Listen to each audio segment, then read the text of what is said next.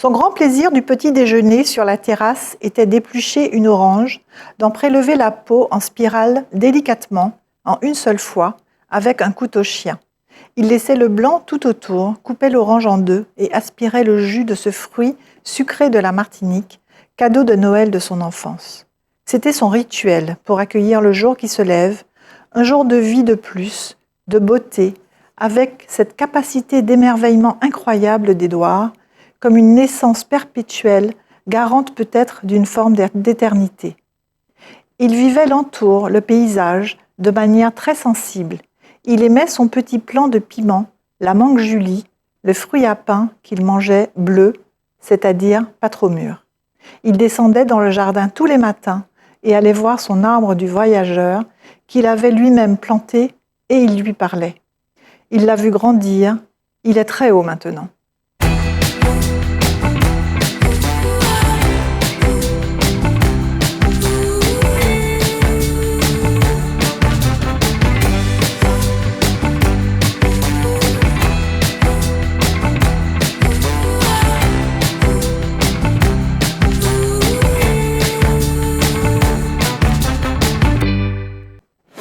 Bonjour à toutes, bonjour à tous, bienvenue dans notre nouvelle émission Au gré des pages. Aujourd'hui, nous avons le plaisir de recevoir Valérie Marin-Lamellé. Valérie, bonjour. Bonjour Claire. Alors, vous êtes tout d'abord journaliste au service culture du journal Le Point. Oui. Vous avez déjà écrit 3 ouvrages sur les capitales de Haïti et du Mali. Chérie à Port-au-Prince, Novembre à Bamako. Vous êtes aussi l'autrice de Confidences de Gargouille. Mais vous êtes aussi et surtout lectrice et disciple de Édouard Glissant, ce qui nous rassemble aujourd'hui autour de votre ouvrage Le diamant de Édouard Glissant, que vous avez réalisé avec Annabelle Guerrero, qui est une photographe, artiste et amie du poète. Ce livre est un ouvrage publié en janvier 2024 aux éditions Philippe Ray. Oui, en coédition avec l'Institut du Tout-Monde. Exactement. Alors j'ai envie de vous demander tout d'abord, qu'est-ce qui vous a amené à écrire sur Édouard Glissant et écrire ce livre en particulier ? Je crois savoir que c'est Sylvie Glissant qui vous l'a demandé, mais pourquoi ? C'est un peu ce que je lui ai demandé. Pourquoi Sylvie Glissant s'adresse-t-elle à moi pour écrire un livre sur la relation entre Édouard Glissant et le diamant, et particulièrement cette maison qui était alors à l'aube d'être labellisée maison d'écrivains d'une part, maison des illustres de l'autre. Donc d'acquérir tout d'un coup un statut qui motivait un peu ce livre, qui aurait été un témoignage pour les artistes et les écrivains qui viendraient par la suite, puisque c'est le projet directement issu de ces labels, si vous voulez. Oui. C'est que la Maison du Diamant devienne un lieu d'accueil en partie dans l'année d'artistes et d'écrivains. Alors pourquoi vous ? Pourquoi elle a pensé à vous ? Alors pourquoi moi ? Alors parce que c'est vrai que j'avais interviewé Édouard Glissant à plusieurs reprises, donc je le connaissais quand même un peu. Je connaissais son œuvre et surtout elle m'a révélé la relation qu'Édouard Glissant avait avec moi, ce qui était complètement surprenant. J'étais loin d'imaginer que... Il répétait mon nom, me dit-elle, mais tu sais, ton nom était très important pour Édouard. Ah bon ? Oui. Enfin bref, elle a réussi à me convaincre et de toute façon, c'était pas difficile parce que me dire que j'allais passer du temps à me replonger et à me plonger, parce que j'avais pas tout lu dans l'œuvre d'Édouard, et de vivre en quelque sorte avec sa pensée, c'était juste magnifique, c'était un cadeau extraordinaire qu'elle m'a fait. Effectivement, elle dit que elle répétait... vous répétez son nom de temps à autre, comme on dit, un vers. Ça veut dire que vous deviez vraiment l'inspirer. Mais racontez-nous votre rencontre, votre première rencontre avec Édouard Glissant. Je crois que c'était au Salon du Livre en 2006, au ministère de l'Outre-mer. Vous faisiez une dédicace de la Lézarde. C'est ça, donc il était comme ça dans les jardins, attablé avec la Lézarde. Je m'approche de lui et puis je ne sais pas comment j'ai eu l'audace de lui expliquer comment j'avais lu ce que j'avais déjà lu de son œuvre. En l'occurrence, c'était pas vraiment La Lézarde, c'était peut-être d'autres textes, mais en tout cas, je lui ai dit, vous savez, quand je vous lis, je ne suis pas sûre de tout comprendre, mais j'ai l'impression d'être comme sous l'eau et d'avancer comme ça et de sentir au contact de l'eau et de la faune et comme une plongée dans les fonds sous-marins où tout me paraîtrait clair, mais plus presque par le corps que par l'intellect, quoi. Et alors il m'a répondu, il a levé sa tête comme ça, il m'a dit, c'est tout à fait comme ça qu'il faut me lire. Donc j'étais en quelque sorte adoubée. Exactement. Je peux citer ce passage d'ailleurs. Sans savoir d'où sortaient si spontanément ces phrases, j'ose alors lui dire que ma lecture de son œuvre s'apparente à une nage sous-marine où le roulis des vagues me porte au plus profond, sans que je sois sûre de tout comprendre, mais absolument certaine de tout ressentir, presque physiquement, de son approche du monde. Oui, c'est tout à fait ça. Puis se met à prononcer lentement mon nom à voix haute, les yeux à demi clos, Marin Lamellé. Ben, c'est vrai que pour lui, c'était inspirant parce qu'il y avait le côté marin, bon, pas seulement la ville du marin, mais voilà, vous voyez, les bateaux, tout ça. Sûr. Et puis Lamellé, c'était aussi la sang mêlée. Donc en fait, entre la mer et les sangs mêlés, forcément, c'était évocateur. Et en fait, moi, j'ai revisité mon nom via Édouard Glissant. J'avais jamais vu mon nom comme ça. Oui. Donc c'est comme une nouvelle naissance, si vous voulez. Donc c'était une rencontre réciproque qui vous a réunis. Et donc ce livre nous emmène donc dans la poétique de Édouard Glissant et vous interrogez son port d'attache à travers sa dernière demeure dans la commune donc, du Diamant. Quel lien entretenait Édouard Glissant avec cette maison et qu'est-ce qu'elle avait de particulier ? Alors, cette maison a cela de particulier que ce n'est pas tant une maison qu'une terrasse. Ou un bateau. C'est-à-dire, ou un bateau. D'ailleurs, il compare sa maison à un bateau. La maison bateau, vous le dites dans le livre. La maison bateau, oui. Oui. Parce que quand il était comme ça au bord de la véranda, bon, l'herbe tombe comme ça dans les rochers et dans la mer, comme le montre très bien une des photos d'Annabelle Guerrero. Oui. Mais on croirait vraiment qu'on est directement sur la mer, vous voyez. Oui. Donc il y a ce rapport évidemment à la mer. Avec le bruit des vagues qu'on entend en permanence. Oui, et puis le fait que cette terrasse, elle a accueilli un monde fou de gens qui, avec Édouard Glissant, ont travaillé cette pensée du tout monde. Donc, si vous voulez, c'est à la fois un lieu qui montre le partage, cette force de discussion, de conversation, d'échange qu'il avait, cette capacité d'accueillir en permanence, et d'un autre côté, la solitude du poète qui a trouvé son paysage. Oui, c'est un peu les deux choses. Oui, vous dites aussi que vous étiez surprise par la simplicité de la maison, son bureau qui était tout petit, un bureau d'écolier, qui contrastait en fait avec la grandeur de l'homme. Bah oui, parce qu'il était quand même très très grand et avec une prestance comme ça.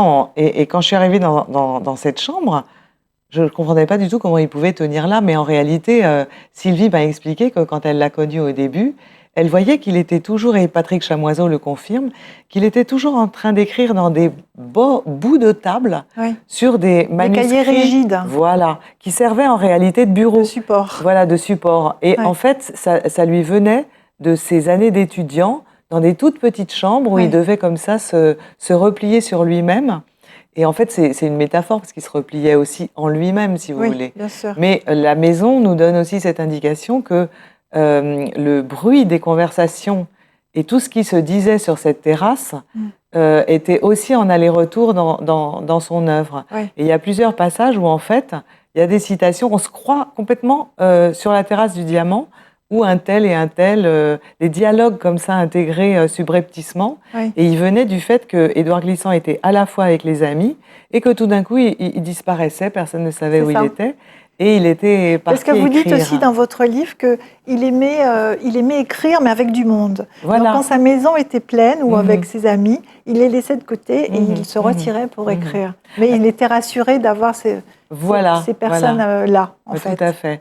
Et je précise, quand vous parlez dans votre livre, je voudrais dire que dans mon livre aussi, il y a du monde partout. C'est-à-dire, en fait, ce n'est pas moi qui peux témoigner de la vie d'Édouard Glissant dans cette maison.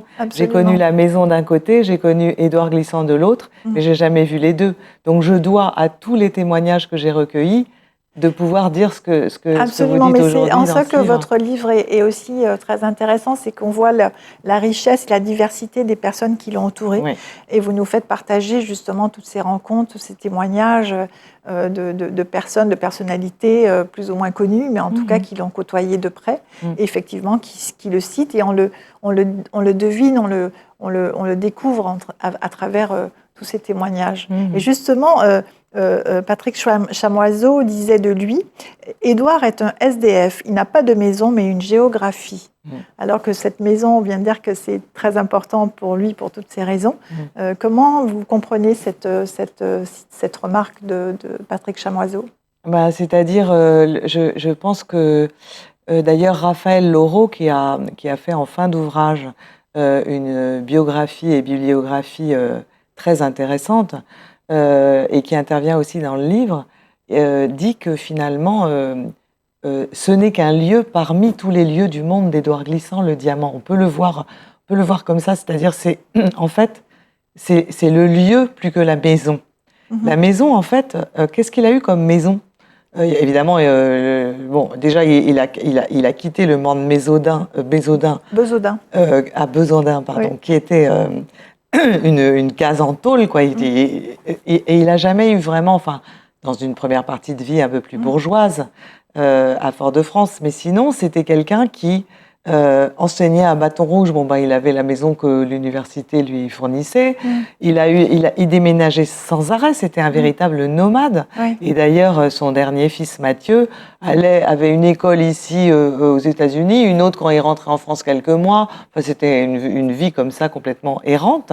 En fait, est-ce qu'on peut pas dire que sa maison, c'est lui, en fait? C'est surtout ce paysage, c'est lui.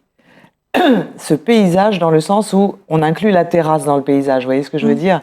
Et on inclut le jardin. C'est-à-dire, il y a cette nature, ce paysage, et puis ce que signifie ce paysage par rapport à sa pensée. C'est ça. Donc, je crois que c'est ça, en fait, pour être tout à fait juste. Alors, il y a cette maison, mais qui est dans ce paysage et plus globalement dans cette commune du Diamant. Pourquoi il a choisi ce lieu? Alors bien sûr, vous l'avez sillonné de long en large, vous avez vu tous les points importants de cette commune, Lens-Cafard, Cap 110, le Mans de l'Archer, où vous avez gravi. Pourquoi, selon vous, cette commune en particulier? Alors là, c'est pareil, moi je me suis fait une petite idée en écoutant les uns et les autres et en reprenant justement la circulation d'Édouard Glissant en Martinique, donc depuis le nord natal jusqu'au Lamentin où il a passé enfance, adolescence, le Fort-de-France, lycée, etc. Et ensuite le départ pour la France, le retour, enfin si vous voulez, en gros, il part du nord et il finit au Diamant. Et moi je me disais, au fur et à mesure des événements qui lui sont arrivés à chaque fois dans ses retours en Martinique, c'était pas toujours facile.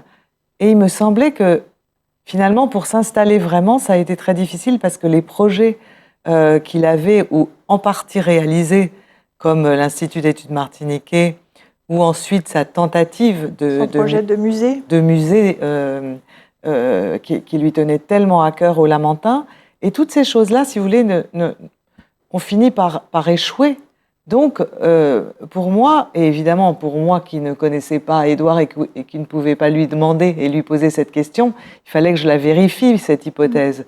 Et en effet, elle a été confirmée par la plupart des gens que j'ai interviewés, c'est-à-dire qu'il allait vers le sud comme on va vers le tout-monde. C'est-à-dire on s'ouvre et on ouvre la Martinique au monde. Or, c'est ce qu'il a fait depuis son premier livre, c'est d'ouvrir son île au monde. C'est ça. D'ailleurs, ce choix de de la commune, de cette commune du diamant, fait débat dans votre livre. Certains disent que c'est parce qu'il a trouvé son port d'attache, son port de sérénité. D'autres disent que, effectivement, voilà, il est parti du nord de la Martinique, ensuite il était à Fort-de-France, puis au Lamentin, un peu déçu de ses expériences, et donc finalement il va un peu plus vers la mer.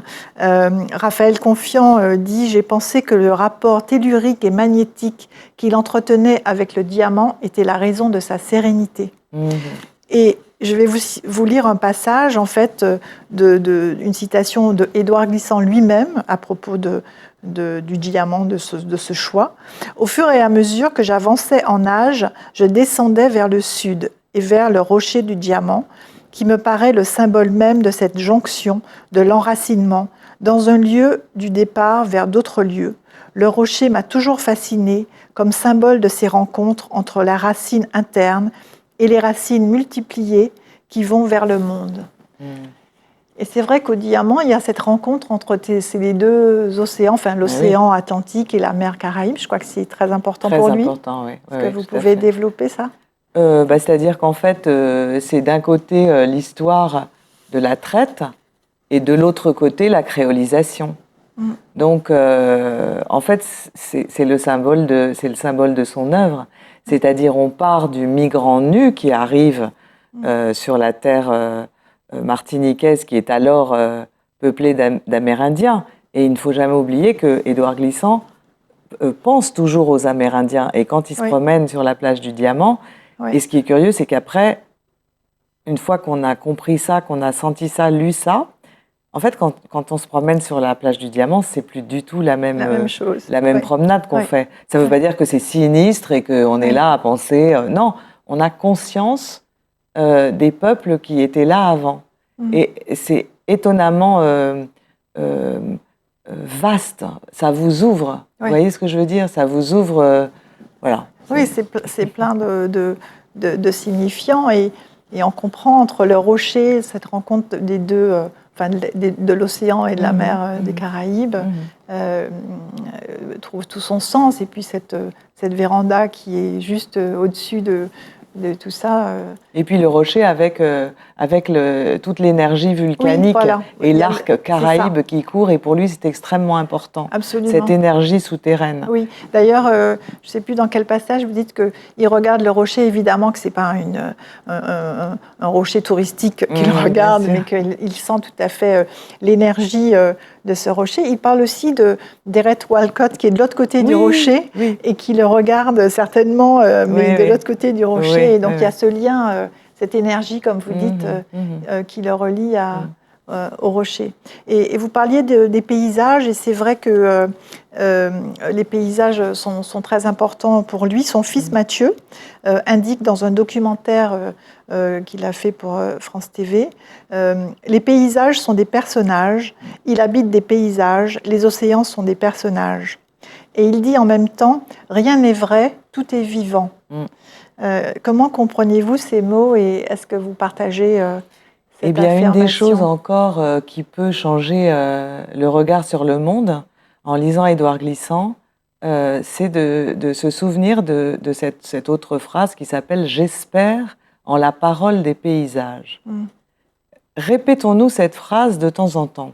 Ça veut dire quoi ? Ça veut dire que tout ce qui nous arrive aujourd'hui est là, dans cette phrase. Malheureusement, ce qu'il espérait, c'est que les paysages parlent, pas seulement en fiction ou en poésie, mais qu'ils parlent vraiment, parce que le combat écologique d'Édouard Glissant, il est très ancien. Et beaucoup d'écrits en témoignent. Et donc son souci de la nature, c'est l'écoute qu'il a, c'est le tout-monde, mais c'est aussi la faune et la flore. C'est vraiment très... Ça, c'est pour les paysages. Et puis, l'autre, c'est rien n'est vrai, tout est vivant. C'est ça. Et bien ça, c'est pareil, il faut se le dire tous les matins. et ça sert à rien de se prendre la tête. Il faut répéter la phrase. Et les phrases d'Édouard Glissant, c'est souvent ça. Ce sont presque des mantras, si vous voulez. Pour comprendre le sens, pour le vivre. Pour le vivre, voilà. Rien n'est vrai, tout est vivant. Mais, je ne sais pas, si les spectateurs pouvaient en fait se dire ça, prendre cette phrase, l'écrire quelque part ou la garder en eux et puis avancer avec.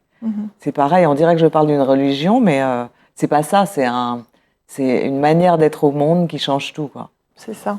Alors, si on revient un peu sur le parcours de cet homme un peu d'exception, comment Mathieu Godard, puisque c'était son nom d'origine, qui est né dans une campagne perdue de Besaudin, au nord de la Martinique, dans la commune de Sainte-Marie, élevé par sa mère avec ses 4 frères et sœurs, comment il est devenu l'Édouard Glissant qu'on connaît aujourd'hui, qui a été directeur du courrier de l'UNESCO, professeur de littérature francophone dans de grandes universités américaines, et qui a su, par sa pensée, son travail, ses écrits, impacter autant le monde. Comment on arrive à faire cette trajectoire et quel était son moteur, sa ressource? Alors il parle souvent de sa mère comme étant d'une sévérité intense, c'est-à-dire il fallait absolument qu'il réussisse. Je crois qu'il y a cet aspect-là d'une éducation où ça ne rigolait pas, comme on dit. Ensuite, il y a je pense assez vite, et par rapport à la guerre, la sensation d'étouffement et d'isolement de la Martinique à cette époque, et que donc il fallait absolument s'ouvrir, essayer de capter ailleurs ce qui était l'ailleurs, parce que justement il y avait vraiment cet enfermement. Et puis il y a le combat politique qui est extrêmement important chez Édouard Glissant. Dès l'adolescence, avec le mouvement Franc-Jeu, il est déjà en politique, c'est-à-dire que sa parole est à la fois poétique et politique. C'est ça, mais très jeune, parce très jeune, adolescent. Je crois, il était déjà. Il a créé ce club. C'est ça, ce mouvement et cette revue de Franc-Jeu. Et d'ailleurs, vous verrez, enfin, tout le monde sait sûrement qu'il y a une place ou une rue Franc-Jeu au Lamentin. Et en fait, ce départ vers ce qu'on appelait sûrement à l'époque la métropole, mais qu'on dit aujourd'hui l'Hexagone, dans le paquebot Colombie, c'était aussi le moyen, et je ne suis pas sa biographe, donc là c'est aussi ce que j'ai compris, vous voyez ce que je veux dire, je parle pas, ma parole n'est pas scientifique, mais ce que j'ai compris, c'était que il fallait, à partir du laboratoire antillais, et c'est le sujet de sa thèse, le discours antillais, qui devient ce livre fondamental, à partir du laboratoire des peuples mêlés de son île, raconter au monde comment on peut vivre ensemble, même si c'est difficile. Ouais. Et que le laboratoire antillais, que le laboratoire martiniquais puisse servir à la compréhension de tous les êtres du monde. Vous voyez ce que je veux dire ? Voilà. Et surtout, pas surtout, mais là j'allais dire, c'est cette phrase, alors je la cite parce qu'elle est tellement belle et que pour moi ça a été le point d'accroche avec l'œuvre d'Édouard Glissant. Sa visée, c'est de dire « Tous les peuples sont jeunes dans la totalité monde. Il n'y a plus de vieille civilisation qui veillerait à la santé du tout, comme des patriarches vêtus de sagesse séculaire, là même où d'autres peuples seraient ardents et comme sauvages d'une jeunesse non encore éprouvée. La démesure a raccourci les temps et les a démultipliés. Nous sommes tous jeunes et anciens sur les horizons, culture atavique et culture composite, colonisateurs et colonisés d'hier, oppresseurs et opprimés d'aujourd'hui. » C'est dans le traité du tout-monde. Et ce monde-là, si on se met au travail, il peut advenir et ce sera la nouvelle région du monde qu'Édouard Glissant a inventée. Et dans cette nouvelle région du monde, il faut que, comme dans son premier poème « Les Indes », les anciens colonisateurs ou les anciens, là c'est les conquistadors, enfin c'est Christophe Colomb, comme dans le poème des Indes, on donne la parole aux deux côtés. Comme à la pagerie, actuellement au musée, dans l'habitation où vivait Joséphine, eh bien, elle n'était pas seule avec sa famille et ses enfants et ses bonnes. Elle vivait avec des esclaves. Et dans ce musée, la vie des esclaves et la vie de Joséphine est présentée à égalité. Absolument. C'est ça, c'est tout ce travail-là qui est à l'œuvre chez Édouard Glissant. Alors après, comment il est devenu ce qu'il est devenu? Il était juste génial. Non, je dis ça, mais c'est quand même, il faut prendre la mesure de la pensée d'Édouard Glissant, de l'exigence de cet homme, de son savoir. À l'Institut d'études martiniquais, il était non seulement le directeur, mais il remplaçait tout le monde à tous les cours. Son frère raconte qu'il connaissait autant les scores de Roland Garros que la pensée de Merleau-Ponty.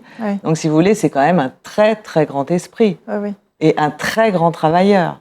Donc, on a affaire à une exception. Un homme d'exception, il faudrait tellement que la Martinique le sache. Le comprenne, parce que quelquefois, je suis un peu étonnée. Et Dieu sait si j'aime Aimé Césaire, que je connais son importance, l'importance de Fanon, et aujourd'hui d'autres écrivains, mais où est Glissant ici, quoi?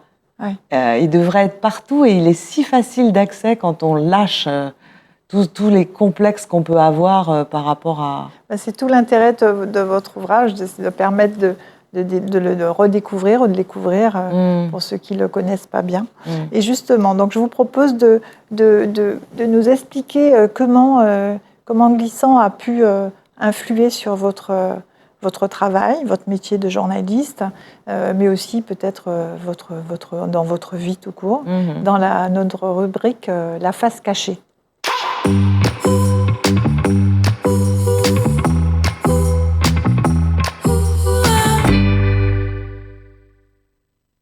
Alors Valérie, vous connaissez bien sûr son œuvre, sa pensée, mais qu'est-ce que vous retenez et qu'est-ce que vous avez envie de partager plus particulièrement avec nous?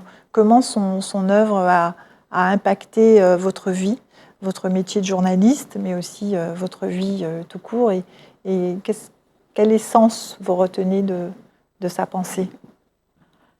Alors, c'est la pensée de la relation, en fait, qui inclut la notion d'opacité. Alors tout de suite, on va se dire, oh là là, qu'est-ce que c'est compliqué tous ces trucs-là? En fait, c'est hyper simple. Entrer en relation, selon Édouard Glissant, c'est changer en échangeant avec l'autre, sans se perdre ni se dénaturer. C'est la clé de ce que tout le monde cherche sans appliquer ça, si vous voulez. Et du coup, ça ne marche pas. Et du coup, il y a les grands renfermements de partout. Alors que si on était dans sa pensée, eh bien, ce serait juste s'adapter à la réalité du monde contemporain. C'est-à-dire que les fermetures, les nationalismes, les frontières, le grand remplacement, tout ça, ok, mais c'est trop tard. C'est beaucoup trop tard. Parce que ça y est, on est créolisé. Le monde qu'il avait imaginé, qu'il décrivait, et pour lequel il a pensé et écrit, en fait, il est là. Donc, on va pas asperger à l'eau de Javel, ou comme disait l'autre, au Karcher, chaque nation pour qu'elle soit bien propre, bien propre, et avec les mêmes souches. Et non, c'est impossible, c'est mission impossible. Donc, pourquoi ne pas rentrer dans un autre regard sur le monde? Et moi, ce qui m'a touchée particulièrement chez Édouard Glissant, c'est ce rapport de colonisateur ex-colonisé, ex-colonisateur. Parce que j'ai découvert le phénomène de la colonisation par la littérature et par un voyage, pour moi, fondamental au Mali, à Bamako, par le Festival Étonnant Voyageur, et où là, j'ai compris, pareil, physiquement, si vous voulez, parce que physiquement, ça a l'air de rien, mais c'est un mot-clé pour Édouard Glissant.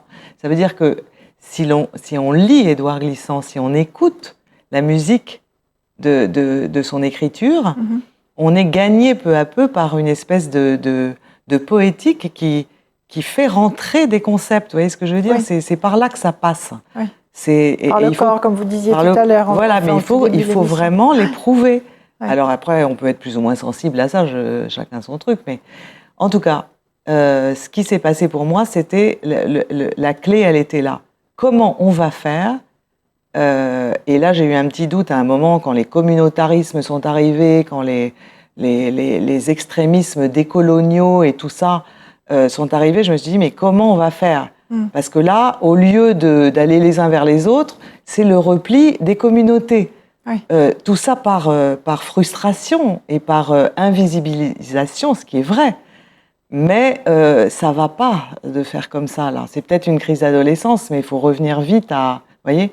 Je ne sais pas si je suis très claire, mais... Quelque chose de plus ouvert. Vous avez cité donc cette phrase qui vous anime, « Je peux changer en échangeant avec l'autre, sans pour autant me perdre ni me dénaturer ». C'est cette phrase que vous venez d'expliquer. Mais il y en a une autre aussi que j'ai retenue, « Agis dans ton lieu, pense avec le monde ». Est-ce que cette phrase aussi fait écho chez vous ? Oui, à tel point qu'à un moment, à ce moment-là, on ne parlait pas encore de l'empreinte carbone, mais je m'étais dit, en fait, la vraie politique aujourd'hui, par exemple en France, surtout dans l'Hexagone, ce serait de payer des voyages obligatoires en fait.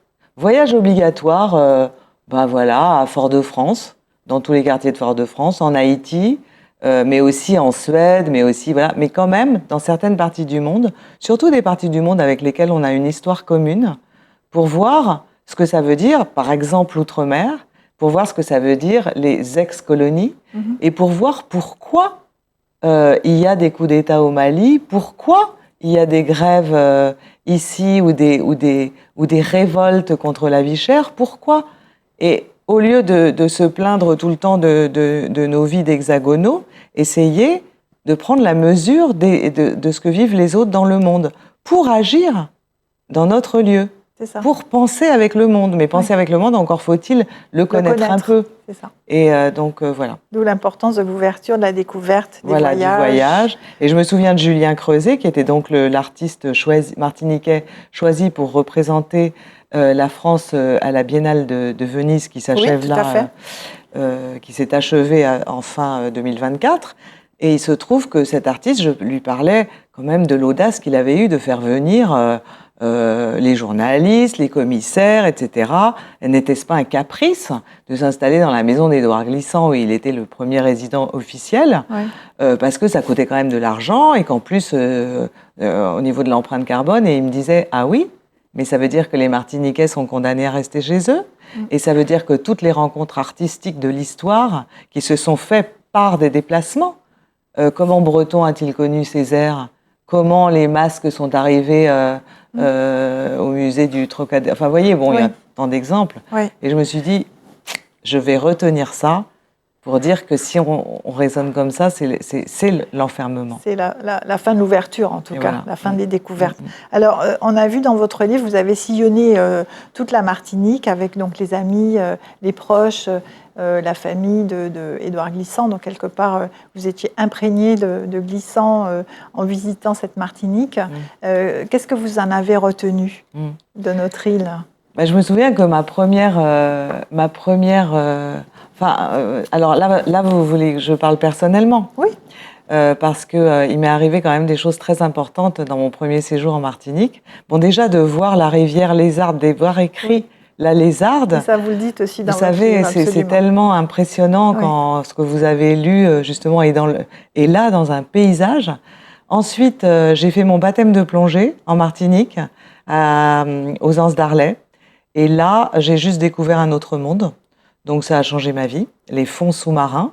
Et c'est lié aussi à l'œuvre de Glissant. C'est lié aussi au fait que the sea is history, comme dit le voisin d'Eric Walcott, c'est-à-dire imaginer tout ce qui s'est passé, la mémoire de l'océan. Et puis, enfin, j'ai eu, par l'intermédiaire à l'époque de Bruno Mariotte, la possibilité d'avoir un rendez-vous avec Aimé Césaire. Donc, vous voyez que déjà... C'était, ça posait le décor. Ça commençait bien, quoi. Et puis après, au fur et à mesure, ce qui reste, je crois que ce qui reste le plus fort en Martinique, c'est les paysages, quoi. On en revient aux paysages. C'est vraiment. Après cette espèce de vie, je peux vous donner un autre exemple, justement de quelqu'un qui travaille à la pagerie. Qui est à l'accueil, et puis un jour j'avais fait j'avais fait une enquête pour Le Point sur le déboulonnage de Victor Schœlcher, parce que autant Joséphine, autant tout ça était évident, autant la figure de celui qui avait quand même joué un certain rôle dans l'abolition de l'esclavage, je comprenais pas trop, puis beaucoup ne comprenaient pas, et je me disais, il y a quelque chose à comprendre. Donc, j'avais été accueillie par Elisabeth Landy, par plusieurs profs au lycée Schœlcher. Oui. Et là, je me souviens que cette espèce de... Ce déboulonnage, il correspondait à une histoire républicaine dont on n'a pas idée dans l'Hexagone. C'est-à-dire, en fait, la République n'est pas la même pour tout le monde, quoi. Et ça aussi, ça m'a énormément marqué dans l'histoire martiniquaise et dans la réalité martiniquaise. Que vous avez pu comprendre à travers ce que vous aviez compris vous-même de Glissant. Voilà. Oui, mais ça, c'est des étudiants qui me le disaient, des lycéens qui me le disaient, qui me parlaient des bus, du système de bus, qui me parlaient de choses extrêmement pragmatiques. Et donc, c'était très important, et ça me rappelle l'interview que j'avais faite de Michael Roch, qui m'expliquait, un auteur martiniquais, qui m'expliquait que dans son rapport à la Martinique, fantasmé, un peu comme celui que depuis Lyon où il a grandi, de mère, je crois, guadeloupéenne, c'est-à-dire il est installé en Martinique, mais il n'est pas martiniquais. Pour lui, voilà, il fallait qu'il aille se confronter à cette réalité antillaise. Et là, il s'est dit, mais c'est pas du tout ce qu'on m'avait, entre guillemets, vendu, ou ce à quoi on me rapportait, c'est-à-dire la carte postale. Et là, voilà, enfin, c'est toutes ces choses-là qui sont tellement fondamentales et que j'ai découvertes ici. Alors, pour rester sur ces choses qui vous ont particulièrement marqué chez Édouard Glissant, est-ce que vous voulez nous lire un petit poème ou extrait ou citation qui vous ont marqué? Oui, alors il y en a un certain nombre comme ça, pas forcément extraites des recueils de poèmes, mais Édouard Glissant écrit toujours poétiquement. Donc sa phrase... alors là, ce sont des... Bon, il y a une phrase, par exemple, que j'aime beaucoup, qui est « Naître au monde est d'une épuisante splendeur ». Après, il y a des extraits que Annabelle Guerrero, parce qu'il faut parler évidemment du travail d'Annabelle. Oui, ce sont d'ailleurs ces photos qui passent. Voilà. En fait, moi j'ai travaillé avec un certain nombre d'extraits de l'œuvre d'Édouard Glissant. Et Annabelle a travaillé, comme elle connaît très très bien sa pensée, elle connaît très bien la Martinique, elle a travaillé plutôt avec la poésie. Et je prends donc quelques phrases qui accompagnent son travail, qui est absolument qu'on retrouve dans votre livre. Magnifique, voilà. Alors, ma maison tressée en défi vers la foudre, de joncs échappés des boucans d'octobre, ma maison de cristal marin, longue muraille d'Amérique. Ça, c'est dans Le Sang rivé. Un autre. Là, sur l'argile des pierres, le souvenir a déposé comme un naufrage roux d'œillets, comme d'amour un ossuaire. Mais où vont les chants qui se déprennent? Où vont les chants quand l'hiver point? Tant de mers nous ont traversés. Ça, c'est extrait de La Terre inquiète. Ou encore, je surprends le frémissement de cette plage dont les visiteurs s'écrient qu'elle est si jolie ou si typique, et je vois qu'elle est ardente. Évidemment, il s'agit de la plage du Diamant dans Poétique de la relation. Et enfin, la porte de la mer, violette et bleue et violette, relève d'une seule vague ce que la noire profondeur grandissante aménage peu à peu. Et ça, c'est dans Une nouvelle région du monde. J'ai encore un peu de temps? Non. Si, allez-y. Non, mais je vous en prie. En fait, c'est sur les lieux du monde. Donc, les lieux du monde se révèlent à nous. Ils deviennent des lieux communs, lesquels ne se figent pas en réceptacle, mais s'ouvrent en creusets bouillonnants, porteurs de sens nouveaux, où à chaque fois, une pensée du monde se rencontre et prolonge et féconde une pensée du monde. Magnifique. Voilà, c'est magnifique. Ouais. Merci Valérie. Alors, la tradition de cette émission veut que l'auteur qu'on reçoit nous présente un de ses coups de cœur littéraires qui nous permet de mieux vous connaître. Et donc, je vous propose de passer à cette dernière rubrique, coup de cœur.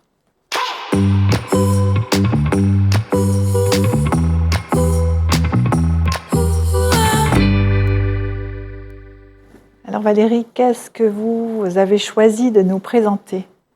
Alors, j'ai choisi de vous présenter Sensibilité de Tania de Montaigne. Tania de Montaigne que j'ai découverte à la faveur du festival En Pays Rêvé de Victor Laszlo, dont Le Point en fait est partenaire et je pense qu'il le sera encore. Et d'ailleurs, c'est pour ça que j'étais là comme modératrice aussi et pas seulement comme l'autrice du Diamant d'Édouard Glissant. Et en fait, c'est bon, comme elle est originaire de Martinique par sa mère, j'avais un petit peu envie de choisir ce livre pour ça. Mais je voulais surtout raconter un petit peu son itinéraire parce que elle est donc née dans la banlieue sud de Paris, plutôt dans un décor de cité à Draveil. Et son premier livre est consacré à la vie méconnue de Claudette Colvin, un livre qui a d'ailleurs fait l'objet d'une bande dessinée, d'une exposition immersive où le visiteur devient noir dans cette Amérique de Claudette Colvin, dans ces années 50 de ségrégation, où cette Afro-Américaine, dès l'âge de 15 ans, refusa de laisser son siège à une blanche dans un autobus. Et ce geste-là, c'est celui qu'on croit unique et celui de Rosa Parks. Oui. Or, Claudette Colvin l'avait eu avant elle. Et donc, Tania de Montaigne a éclairé le destin de cette femme et elle a intitulé son livre « Noir ou la vie méconnue de Claudette Colvin ». Et elle emploie de nouveau le mot « noir » dans ce second ouvrage qui s'appelle « L'assignation, les noirs n'existent pas ». Et en fait, cela ne relève pas d'une obsession chez Tania de Montaigne, ça relève de l'obsession des autres. Et c'est là où j'en viens à son livre Sensibilité, parce que c'est justement le sujet de ce roman, plein de drôleries et qui est construit sur l'évolution d'une personne qui est salariée dans une maison d'édition qui s'appelle Feel Good. Et en fait, le but de cette personne, c'est d'éviter de blesser qui que ce soit, d'offenser qui que ce soit. Alors, je vous donne tout de suite un exemple, puisqu'il s'agit justement du mot « noir ». Et là, en fait, elle reçoit un manuscrit qui s'appelle « Noir ». Et en fait, elle le sentit, noir était un mot problématique. Il pouvait très clairement mettre mal à l'aise des gens, noirs ou pas. Il y avait des noirs que le mot noir mettait à l'aise. Il y avait aussi des gens autres que noir mettait mal à l'aise, parce qu'ils n'étaient pas sûrs de pouvoir le dire sans mettre mal à l'aise les noirs que le mot noir aurait pu mettre mal à l'aise. Le terme était tout sauf neutre. Et il y a une charte de cette maison d'édition, éviter les termes comportant une charge affective ou émotionnelle, préférez les mots neutres. Article 6, extrait de la charte Feel Good. Donc vous voyez que c'est très drôle, très piquant, et c'est évidemment nourri par l'expérience de Tania de Montaigne elle-même. C'est une critique un peu acerbe de nos sociétés et de ces sensitive readers qu'emploient maintenant les maisons d'édition pour ôter tout ce qui peut blesser. Et ça dit aussi les dangers de la stigmatisation, de l'assignation. Et je trouve que c'est un livre qu'on pourrait même lire en famille, si vous voulez, ou entre amis, pour en discuter. Parce que c'est pas facile d'ailleurs comme sujet, mais comme elle rit, c'est pas un pince-homme, c'est voilà. Ouais. Et il rappelle aussi l'enjeu de la littérature, parce qu'à un moment, un passage dit que, où l'autrice dit peut-être que la littérature est un risque, avait répondu l'auteur, c'est-à-dire, dit l'éditrice, il me semble que la littérature, comme tous les arts, est un des rares espaces où l'on peut voyager dans l'autre, être quelqu'un ou quelque chose qu'on n'est pas dans la vie réelle, ce qui, en soi, est un risque, non ? Et on en revient à Glissant, en fait. Oui. Parce que c'est le pouvoir de la littérature, donc comment être entré dans l'imaginaire de l'autre, partager les imaginaires, partager les mémoires, être dans la relation. Et puis aussi, comme à un moment, ça va tellement loin qu'il y a une étude sur une métisse. Enfin, c'est un passage, je ne sais pas si j'ai le temps de le lire, c'est vraiment un passage où on en revient à la pureté, quoi. Et là, finalement, on revient à l'utopie glissantienne parce que non, la pureté, c'est pas la solution, c'est l'inverse. Et c'est ce à quoi on travaille, c'est à la créolisation et le contraire de ça. Donc, c'est une utopie, mais Édouard Glissant disait que l'utopie était nécessaire. Oui, tout à fait. C'est un passage que j'avais relevé aussi dans le et que il travaillait à cela. Et c'est ce qui nous manque, l'utopie. Voilà. Donc, écoutez, merci Valérie, on a envie de le découvrir. Voilà. Tania de Montaigne, Sensibilité. Moi, j'ai choisi de vous présenter le dernier ouvrage de Dany Laferrière, l'académicien, auteur qu'on ne présente plus. On a eu le plaisir de le recevoir aussi dans le cadre du Festival du Pays Rêvé, où il était l'invité d'honneur. Et il présentait donc ce livre, Un certain art de vivre, qui est en fait un tout petit livre par rapport aux autres livres qu'il a pu écrire. Mais je le cite, il dit « Je le dédie à tous ceux que je croise ici et là, qui s'étonnent gracieusement de ne m'avoir jamais lu et promettant de le faire dans une autre vie. » Et donc c'est un petit ouvrage qui est en fait un recueil de notes, de réflexions, de vers, de poèmes qu'il a découpés autour de 19 thèmes, tous différents les uns des autres. Mais en fait ce livre a cette particularité, c'est qu'il dit que c'est un livre qui réunit toute sa pensée et toute son œuvre en fait. Donc c'est un condensé, si j'ose dire, une manière de le découvrir. Donc il a sur le thème de l'art du retour, donc c'est 19 chapitres autour de l'art qu'il décline dans différents thèmes. Et donc sur l'art du retour, j'ai retenu cette citation. « Ce qu'il m'est impossible d'extraire du cœur de l'homme, son enfance, ses rêves, son ciel étoilé et sa ronde lune. » Et dans le chapitre sur l'art de vivre, tout nous paraît trop lent quand on court vers le premier baiser. Ou encore, au début, je croyais que mes livres venaient de moi pour découvrir enfin que je viens de mes livres. Donc c'est un recueil comme ça de ses pensées. Et je vais vous lire juste la dernière citation au dos du livre. Dans ce livre, à la fois sobre, poétique et non sans humour, Dany Laferrière se révèle un héritier de Bachot et de La Rochefoucauld, ses grands maîtres du bref, parce que ce sont des petits passages très brefs. Un concentré de son œuvre, un art de vivre certain. Voilà, donc à découvrir sans hésiter, lui qui est dans sa baignoire rose, où il lit, comme il le dit dans ses livres. Je vous propose maintenant de découvrir un autre coup de cœur d'un jeune, puisque c'est aussi la tradition de cette émission, donner à la parole aux jeunes pour les inciter à lire, dans la rubrique « Je kiffe mon livre ».